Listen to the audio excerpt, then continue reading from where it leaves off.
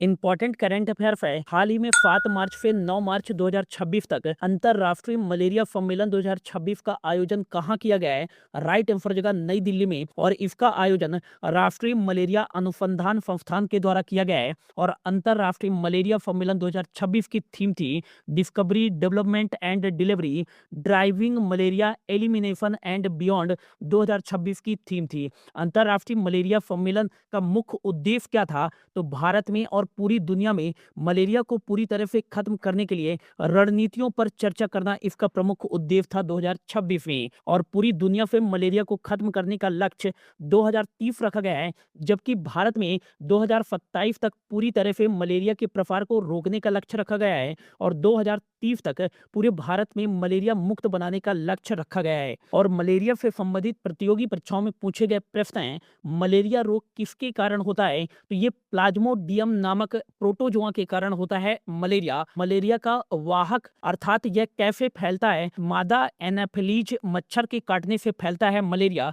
Malaria रोग मानव शरीर के किस अंग को सबसे ज्यादा प्रभावित करता है? तो ये मानव शरीर के प्लीहा, स्प्लीन और आरबीसीज लाल रक्त कणिकाओं को प्रभावित करता है, जिसके कारण मानव के शरीर में एनीमिया, खून की कमी और तेज बुखार हो जाता है। मलेरिया परजीवी प्लाज्मोडियम का जीवन चक्र और इसके मच्छर से फैलने की खोज किसने की थी? तो ये रोनाल्ड राफ ने की थी। और इन्हें 1902 में नोबेल पुरस्कार से भी सम्मानित किया जा चुका है। मलेरिया के इलाज के लिए सबसे प्रसिद्ध और पारंपरिक दवा कौन सी है?